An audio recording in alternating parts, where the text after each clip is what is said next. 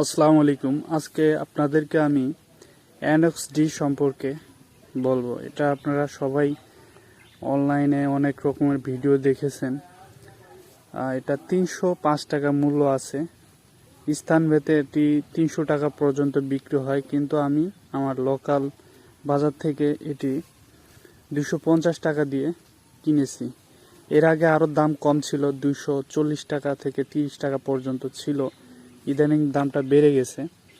তো এটা খাওয়ালে খুব দ্রুত গরু হিটে চলে আসে, এর গায়ে কিন্তু এটাই লেখা আছে। তো এটি খাওয়ানোর নিয়ম মোটামুটি আমরা সবাই জানি। যদি গাভীকে হিটে আনতে হয় তাহলে দিনে 4টা করে খাওয়াতে হবে, 2টা করে সকালে, 2টা করে সন্ধ্যার দিকে খাওয়াতে হবে। তো এই গরুটাকে দেখতে পাচ্ছেন, এই গরুটা একটা ইউটিউবের ভিডিও দেখে আমি জয়ফল নামে একটা ফল পাওয়া যায়, ওটা কাঁচা ফল পাই নাই, আমি শুকনো ফল, বাকালির দোকান বলে এটা, যে গাছগাছরা ঔষধি গাছগাছরা বিক্রি করা হয়। এটা জায়গা ভেদে বিভিন্ন অঞ্চলে বিভিন্ন রকমের দোকানের এটা নাম বলা হয়, জড়বুটি দোকান বলে, অনেকে অনেক কিছু বলে আর কি, ওই দোকানগুলোতে পাওয়া যায়। তো ওখান থেকে আমি শুকনো জয়ফল নিয়ে 3টা নিয়েছিলাম, 5 টাকা করে, 15 টাকা। ওইটা নাকি গুঁড়োগুলো মানে আগুনের সাথে পুড়ে একটু স্মেল মানে গন্ধ বের হয়, ওটা গুঁড়ো করে নাকি গুড় আছে, গুড়ের সাথে মিশিয়ে খাওয়ালে নাকি গাভী বা যে বকনা আপনার হিটে আসে না, ওইটা দ্রুত হিটে আসে। কিন্তু আমি রেজাল্ট পাই নাই, ফলাফল 0। এই জন্য বলি যে এটা একটা ভিডিও বানাই, আপনাদেরকে জানাই বিষয়টা। আসলে এটা নামকরা একটা ইউটিউবার, কলকাতা ওইদিকে থাকে, পশ্চিমবঙ্গের। আমি চ্যানেলের নাম বলছি না, কিন্তু তিনি মাঝে মধ্যে এরকম টটকা আর কি দিয়ে থাকে গাছগাছরা।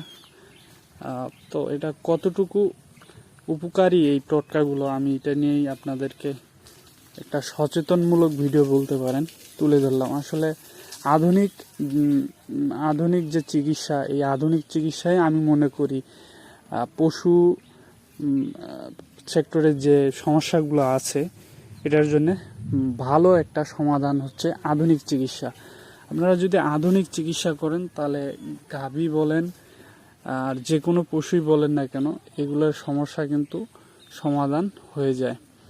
তো গাছগাছরা আছে কিছু ভালো মানের গাছগাছরা, যেগুলো খাওয়ালে কিন্তু গরু দ্রুত রোগমুক্ত লাভ করে, কিন্তু ওইরকম কিন্তু হয় না, আগের মতো কাজ হয় না, বা হলেও ওইরকম ভালো রেজাল্ট পাওয়া যায় না গাছগাছরা দিয়ে।